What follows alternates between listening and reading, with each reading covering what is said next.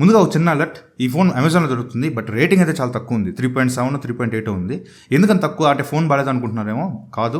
యాక్చువల్గా వీళ్ళు ఫస్ట్ సేల్లో ఛార్జర్ ప్రొవైడ్ చేస్తామని చెప్పారు, బట్ చాలా మందికి ఛార్జర్ రాలేదంట. సో వాళ్ళు ఫ్రస్ట్రేట్ అయిపోయి రేటింగ్స్ తక్కువ ఇచ్చారు తప్ప ఫోన్ బ్యాడ్ అని చెప్పట్లేదు. సో ఒకసారి చెక్ చేయండి, first 1 star 2 star reviews check చేయండి, మీకు అర్థమవుతుంది. సామ్సంగ్ గెలాక్సీ M34 ఈ ఫోన్ నేను ప్రైమరీ డివైస్గా ఒక 1 వీక్ నుంచి అయితే యూజ్ చేస్తున్నాను. ఈ వీడియో నేను మీకు నా పర్సనల్ ఎక్స్పీరియన్స్ ఈ ఫోన్ గురించి చెప్తాను. ఎవ్రీథింగ్ నేను టెస్ట్ చేశాను. నేను డే టు డే లైఫ్లో చేసే పనులన్నీ చేశాను, గేమింగ్ ఆడాను, హెవీ గేమ్స్ ఆడాను, ఎవ్రీథింగ్ నేను టెస్ట్ చేశాను.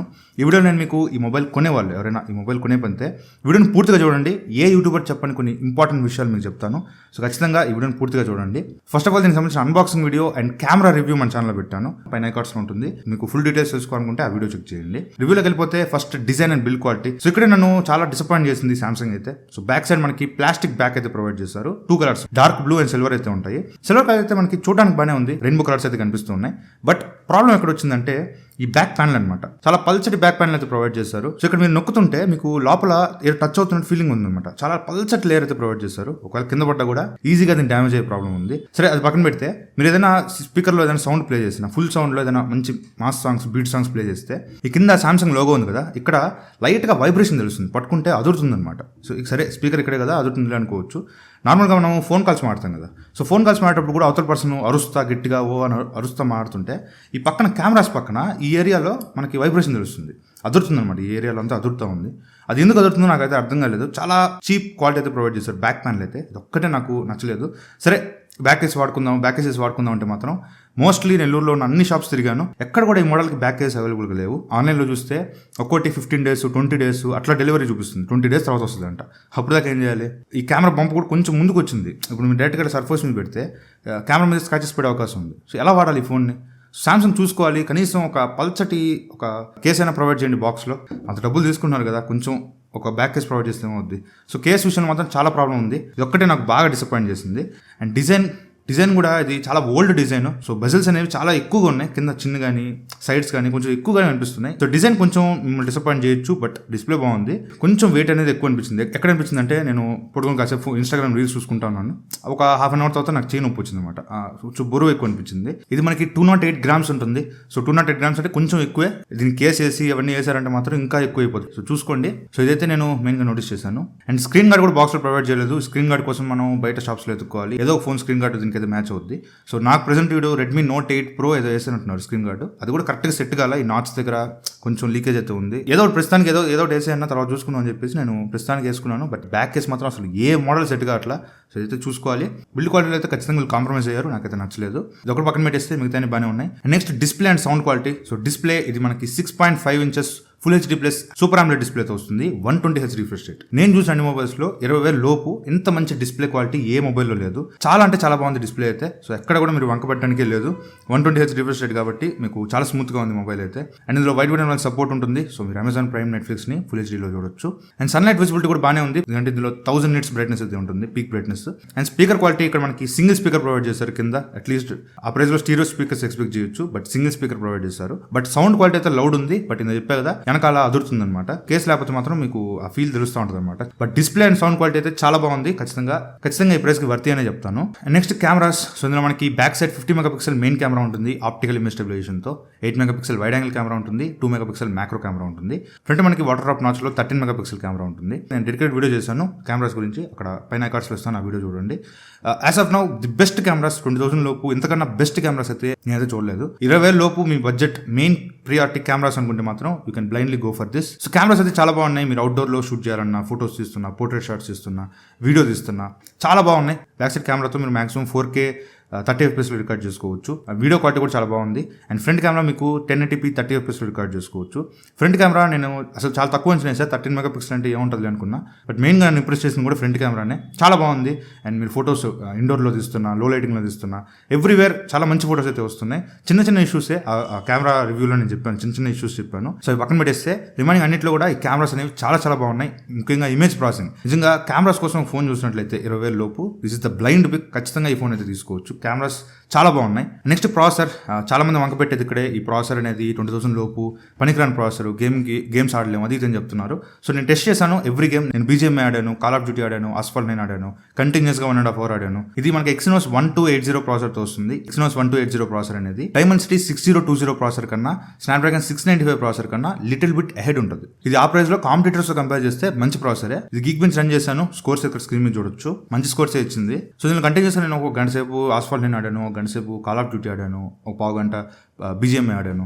సో ఎక్కడ కూడా నాకు ల్యాగ్స్ అయితే కనిపించలేదు, ఎక్కడ కూడా నాకు ఫ్రేమ్ డ్రాప్స్ అవుతున్నట్టు, మొబైల్ హీట్ అవుతున్నట్టు. చాలా మంది హీటింగ్ ఇష్యూ అంటున్నారు, నాకైతే గేమ్ ఆడుతున్నప్పుడు అంత హీటింగ్ ఇష్యూ ఏం కనిపించలేదు. ప్రాబ్లం ఎక్కడ వస్తుందంటే కొత్త ఫోన్ కదా, ప్రస్తుతానికి బాగానే రన్ అవుతుంది, బట్ రాను ఈ ప్రాసెసర్కి అంత పవర్ఫుల్ కాదనమాట. ఈ ప్రాసెసర్ ఇదే కాదు, నేను చెప్పిన Snapdragon 695 కానీ, Dimensity 6020 కానీ, ఇవన్నీ కూడా అంత పవర్ఫుల్ ప్రాసెసర్స్ కాదు. సో డే బై డే మీరు ఎక్కువ గేమ్స్ ఆడుతూ ఉంటే కొన్ని రోజులకి అది స్లో అయిపోతుంది అనమాట, ప్రాసెస్ ల్యాగ్ అవుతుంటుంది. సో వీకెండ్ గేమింగ్స్ ఓకే, కానీ మీరు రెగ్యులర్ గేమ్స్ ఆడుతూ అనుకుంటే మాత్రం ఈ ఫోనే కాదు, నేను చెప్పిన 2 ప్రాసెసర్ ఫోన్స్ కూడా స్కిప్ చేసేయండి. BGMI మీరు మాక్సిమం HD హై గ్రాఫిక్స్లో అయితే ప్లే చేసుకోవచ్చు. సో ఇవి ఈ గేమింగ్ గురించి అయితే. గేమింగ్లో నాకు ఎక్కడ ఇష్యూ అయితే అనిపించలేదు, చాలా బాగుంది గేమింగ్ పర్ఫార్మెన్స్ అయితే. మొబైల్ అంతగా హీట్ అవుతుంది, లైట్గా హీట్ అవుతుంది, కానీ అది మరి ఓవర్ హీటింగ్ ఇష్యూ అయితే కాదు, లైట్గా హీట్ అవుతుంది. బట్ ఎండాకాలంలో ఎలా ఉంటుందో మనకు తెలియదు. ప్రస్తుతానికి అయితే ఓవర్ హీటింగ్ అయితే అనిపించలేదు. రెగ్యులర్గా గేమ్స్ ఆడుకుంటా అనుకునే వాళ్ళు మాత్రం ఈ మొబైల్ని స్కిప్ చేసేయండి. అండ్ నెక్స్ట్ బ్యాటరీ, ఇందులో మనకి 6000 mAh హ్యూజ్ బ్యాటరీతో ప్రొవైడ్ చేశారు. బాక్స్లో ఛార్జర్ ప్రొవైడ్ చేయరు. ఇది మనకి సపరేట్గా సామ్సంగ్ వెబ్సైట్లో కానీ అమెజాన్లో కానీ పర్చేస్ చేయాలి. అమెజాన్లో మనకి ఇది 1100 ఎంతో ఉంది. సో ఖచ్చితంగా ఛార్జర్, ఫోన్ ఆర్డర్ పెట్టేటప్పుడు ఛార్జర్ కూడా ఆర్డర్ పెట్టుకోండి, మర్చిపోకుండా ఆర్డర్ పెట్టుకోండి. మెయిన్గా నన్ను ఇంప్రెస్ చేసింది ఈ ఫోన్లో ఏంటి అంటే బ్యాటరీ. సో 6000 mAh బ్యాటరీ, నేను అనుకోవడం ఒక 8 hours వస్తుందేమో అనుకున్నాను, బట్ సీరియస్లీ ఈ ఫోన్ మనకి 11 to 12 hours screen on time వస్తుంది. 11 to 12 hours ఇన్సేన్ అసలు. నేనైతే చెక్ చేసినప్పుడు హెవీ టాస్క్ ఏంటి, నేను యూజ్ చేస్తున్న సేపు 5G ఆన్లో ఉంది అండ్ ఇయర్ బడ్స్ కనెక్ట్ చేసుకున్నా, వైర్లెస్ ఇయర్ బడ్స్కి. ఇలా కనెక్ట్ చేసుకొని నేను అమెజాన్ ప్రైమ్లో ఒక సినిమా ప్లే చేసా 2.5 hours, అండ్ యూట్యూబ్లో ఒక 2.5 hours ప్లే చేసా, and call of duty, asphalt 9, BGMI ఇది ఒక 1.5 hours ఆడాను, అండ్ ట్విట్టర్, ఇన్స్టాగ్రామ్ ఒక గంట సేపు స్క్రోల్ చేశా, అండ్ కెమెరాతో ఒక 1/2 hour రికార్డింగ్ చేశా. ఇవన్నీ కూడా 100% ఫుల్ ఛార్జ్ చేసుకొని 5G ఆన్ చేసుకొని బ్లూటూత్ కనెక్ట్ చేసుకొని చేస్తే నాకు 20%కి అయ్యేసరికి నాకు స్క్రీన్ ఆన్ టైం ఇంచుమించు 8 hours 45 minutes వచ్చింది. అంటే ఇంచుమించు ఒక 9 hours వేసుకోండి. 9 hours screen on time 100 to 20 with Bluetooth connection and 5G ఆన్లో పెట్టుకుంటే. అది కూడా హెవీ గేమ్స్, ఎక్కువసేపు గేమ్స్ ఆడాను. ఇవన్నీ లేకుండా మీరు రెగ్యులర్ టాస్క్లు చిన్న ఇన్స్టాగ్రామ్ స్క్రోల్ చేసుకోవడం, కాల్స్ మాట్లాడుకోవడం, ఇంతవరకే బేసిక్ టాస్క్ల వరకు చేస్తా అంటే మాత్రం ఈజీగా ఈ ఫోన్ మనకి 11 to 12 hours screen on time అయితే వస్తుంది. అంటే 11 to 12 అంటే ఇట్స్ హ్యూజ్ అనమాట. అంటే ఒక 2 రోజులు ఛార్జింగ్ పెట్టాల్సిన పనిలే, అంత ఎక్కువ బ్యాటరీ అయితే వస్తుంది దీనిలో. సో దీని బ్యాటరీ డ్రైన్ చేయడానికి నా తల ప్రాణం తక్కువ వచ్చింది నిజంగా. నైట్ అంతా కూర్చొని 12 దాకా అసలు ఇంకా వేరే పని పెట్టుకోకుండా దీన్ని కూర్చొని గేమ్స్ ఆడి ఏవో చేసి బ్యాటరీ అయితే డ్రైన్ చేశాను. అసలు నిజంగా ఇన్సేన్ బ్యాటరీ. బేసిక్ టాస్క్లు చేస్తుంటే మాత్రం ఈజీగా 2 days వస్తుంది. హెవీ టాస్క్లు చేసినా గట్ట కాదన్నా 9 hours స్క్రీన్ టైం అయితే వస్తుంది. చాలా చాలా బాగుంది. అండ్ నేను చెప్పినట్టు ఇందులో మనకి 25 hours ఛార్జింగ్ సపోర్ట్ చేస్తుంది కదా. సో ఈ ఫోన్ నేను 0 చేశాను, 420కి ఛార్జింగ్ పెట్టాను, 6% ఉంది. అండ్ హాఫ్ అన్ అవర్ అయ్యేసరికి 48, అంటే 50% ఛార్జింగ్ ఎక్కింది. ఇంకొక హాఫ్ అన్ అవర్ అంటే 1 hour అయ్యేసరికి 82% ఎక్కింది. అండ్ ఇంకొక హాఫ్ అన్ అవర్ కరెక్ట్గా 550 కల్లా 100% ఎక్కేసింది. అంటే ఇంచుమించు 1.5 hours, 1 hour 30 minutes మీకు ఫుల్ ఛార్జ్ చేయడానికి టైం పడుతుంది. అండ్ ఇది మీరు కంటిన్యూస్గా యూజ్ చేసినా ఈజీగా 9 hours screen time, and basic టాస్క్లు అయితే 11 to 12 hours స్క్రీన్ టైం మీకు ఈజీగా వస్తుంది. సో ఎవరైతే మెయిన్ బ్యాటరీ కోసం, కెమెరాస్ కోసం చూస్తుంటే మాత్రం this will be the blind pick. RAM మేనేజ్మెంట్లో ఎలాంటి ప్రాబ్లం అయితే లేదు, యాప్స్ అయితే బాగానే హోల్డ్ చేస్తుంది.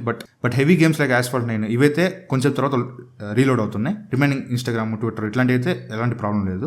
సో ర్యామ్ మేనేజ్మెంట్ బాగుంది, అండ్ స్టోరేజ్ కూడా 128 GB స్టోరేజ్ ఇచ్చారు, బాగానే ఉంది. అండ్ ఇందులో మనకి డ్యూయల్ 5G సపోర్ట్ అయితే ఉంటుంది. 2 సిమ్లు మీకు 5G అయితే యూజ్ చేసుకోవచ్చు. సో ఇందులో మనకి సామ్సంగ్ డిఫాల్ట్ డైలర్ ప్రొవైడ్ చేస్తారు, ఈజీగా మీరు కాల్స్ అయితే రికార్డ్ చేసుకోవచ్చు, అనౌన్స్మెంట్ అయితే రాదు. అండ్ ఇందులో మనకి హైబ్రిడ్ సిమ్ స్లాట్ ఉంటుంది. అండ్ ఎట్ ఎ టైం మీరు 2 SIM కార్డ్స్ కానీ, లేకపోతే ఒక సిమ్ అండ్ ఒక మెమరీ కార్డ్ అయితే వేసుకోవచ్చు. ఎట్ ఎ టైం మీరు 2 SIMలో ఒక మెమరీ కార్డ్ అయితే వేసుకోలేరు. అండ్ ఇందులో మనకి NFC సపోర్ట్ ఉంటుంది, డ్యూయల్ బ్యాండ్ వైఫై డిటెక్ట్ చేస్తుంది, 3.5mm హెడ్ ఫోన్ జాక్ ఉంటుంది. ఇక్కడ నుంచి మీరు ఇయర్ ఫోన్స్ కనెక్ట్ చేసుకుంటే మీకు డాల్బీ అట్మాస్ కూడా యూజ్ చేసుకోవచ్చు. ఇందులో మనకి డాల్బీ అట్మాస్ సపోర్ట్ కూడా ఉంది.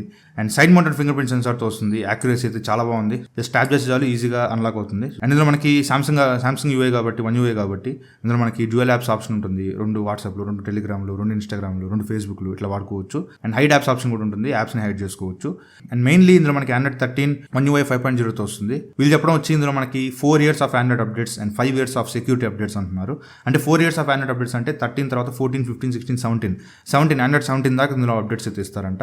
చాలా మంచి విషయం. ఇది యాక్చువల్గా ఫ్లాగ్షిప్ ఫోన్స్లో సామ్సంగ్ చేస్తూ ఉంటుంది. బట్ ఇప్పుడు బడ్జెట్ ఫోన్స్లో 20,000 లోపు చేయడం మంచి పనే. బట్ అప్డేట్స్ ఇచ్చి ఏదో ఒక ఇష్యూ చేయకుండా లైక్ స్పీకర్ చెడిపోవడం కానీ కెమెరాలు తగ్గిపోవడం కానీ ఇలాంటివి చేయకుండా మంచిగా అప్డేట్స్ ఇస్తే బాగుంటుంది.